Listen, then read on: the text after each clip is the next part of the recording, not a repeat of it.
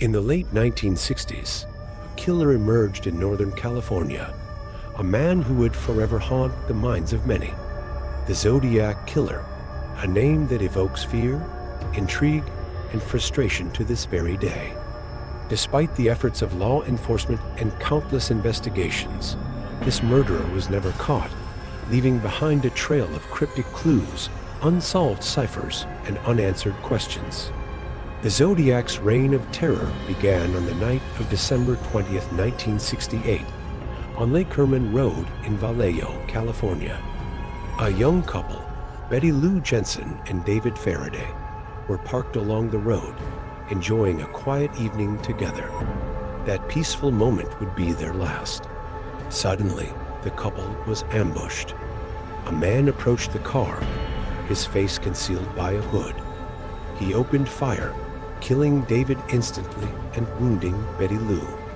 But instead of fleeing, the killer approached Betty Lou and finished the job. Just over 6 months later, on July 4th, 1969, the Zodiac struck again. This time, he targeted Darlene Ferrin and Michael Mageau, who were parked at Blue Rock Springs, not far from Vallejo. The killer approached their car and opened fire without warning. The Zodiac's first real taunt came just days after the attack. A letter was sent to the local newspaper, boasting of the killings and threatening more violence. But it wasn't just the words that were terrifying. Within the letter was a cipher, a code that would become one of the most infamous puzzles in criminal history. The Zodiac ciphers became his hallmark. His letters contained not just chilling threats, but complex, twisted puzzles. Some ciphers were solved, but others remain a mystery even decades later. Each letter pushed the boundaries of what was known about the killer. On September 27, 1969, the Zodiac's third attack would send shockwaves through the community.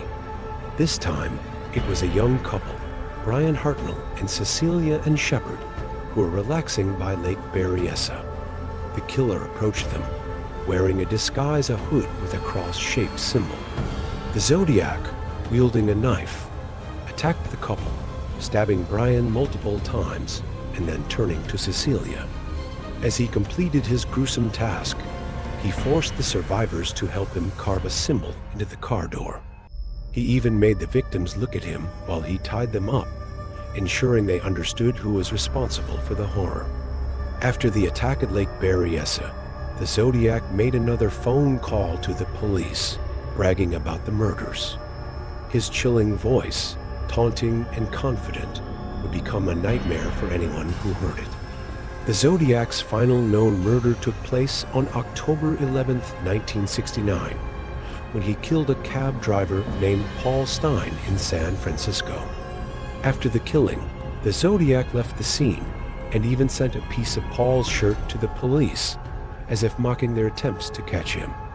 Despite his chilling attacks, the Zodiac's identity remains unknown. Over the years, numerous suspects have emerged, but none were ever conclusively proven to be the killer. Some believe the Zodiac may still be alive, living among us, hiding in plain sight.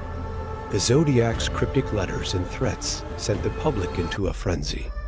Fear spread across Northern California, and the police were under intense pressure to catch the killer. But each time they thought they were getting close, he slipped away, always staying one step ahead. In 1974, the Zodiac sent a disturbing 38-page letter to the San Francisco Chronicle. He claimed responsibility for the murders and described his motives in chilling detail, including how he would kill people for pleasure. The Zodiac ciphers were more than just puzzles, they were a psychological game. Some ciphers were cracked, revealing terrifying messages, while others remain unsolved, taunting both the police and amateur sleuths who tried to decipher them. In 1978, the Zodiac sent what would be his final known letter. After that, he disappeared from the public eye, and no new messages or killings followed. But even in his silence, the killer's presence lingers, like a dark cloud hanging over the Bay Area. Over the years, Numerous theories have emerged about the Zodiac's identity.